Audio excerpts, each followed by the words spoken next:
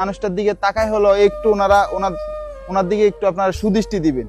আপনারা যদি 10 টাকা 20 টাকা 5 টাকা করে ওনাকে একটু সহযোগিতা করেন, এই মানুষটা অন্ততপক্ষে এই বাচ্চাটার জন্য হলো বেঁচে থাকবে।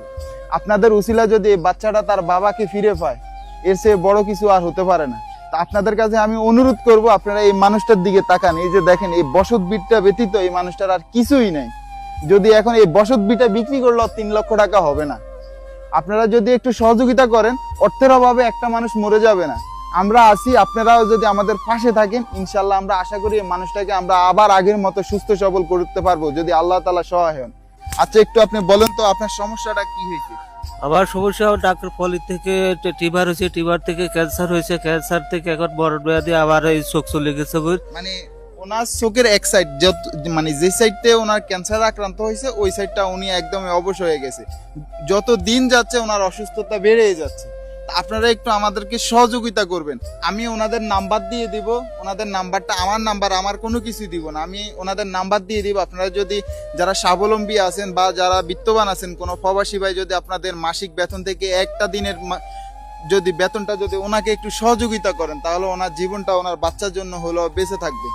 তো আপনারা ওনার সাথে যোগাযোগ করবেন, আমি ওনার নাম্বার সহ দিয়ে দিব। আর আপনাকে ডাক্তার কি বলেছে যদি একটু বলতেন? ওরা ডাক্তার বলছে আমরা ফুড ডগর চিকিৎসা হইতে 3 লক্ষ টাকা লাগবে। 3 লক্ষ টাকা। এখন আপনার কাছে কত টাকা আছে? আমার কাছে এখন 1 টাকাও নাই। আমার কাছে যা ছিল সব শেষ হয়েছে। এই যে এই পর্যন্ত আবার 2 লক্ষ টাকা চলে গেছে। আমি একদম শুদ্ধ হয়ে গেছি, খালি হয়ে গেছে। এখন তাহলে পরবর্তী ট্রিটমেন্ট করার মতো আপনার সামর্থ্য নাই? না, এই সামর্থ্য নাই। আসলে মধ্যবিত্ত মানুষগুলা কখনো মুখ ফুটে কিছু বলতে পারে না। এই মানুষটাও কখনো আমার উনি জীবনেও আমার কাছে যাইতো না, উনি কর্ম করে খাইতো। অবশ্যই উনি একদম এখন শেষ পর্যায়ে চলে গেছি বিদায় উনি আমার কাছে আসছে। তো আমি আমার পক্ষ থেকে আমি যতটুকু পারছি, আমার এখানে প্রায় 15,000 টাকা আছে, আমি যতটুকু পারছি ওনার জন্য একটু কিছু করার চেষ্টা করছি। আশা করি আমার সামর্থ্য অনুযায়ী আমি দিতে পেরেছি যতটুকু। আলহামদুলিল্লাহ, আপনারা আপনাদের সামর্থ্য অনুযায়ী কিছুটা একটু দেওয়ার চেষ্টা করবেন। নিন, আমি এটা আমার তরফ থেকে দিছি। আর যারা দিতে চায় অবশ্যই তাদের সাথেও যোগাযোগ করবেন, আর আমার জন্য একটু দোয়া করবেন। আচ্ছা, ঠিক আছে। আলহামদুলিল্লাহ, আপনারা আল্লাহ সবাই যদি বগল করবো, আর সবাই আবার একটু সহযোগিতা করবেন। সবাই যদি আবার নামাজ কাল পড়ে দোয়া করবো।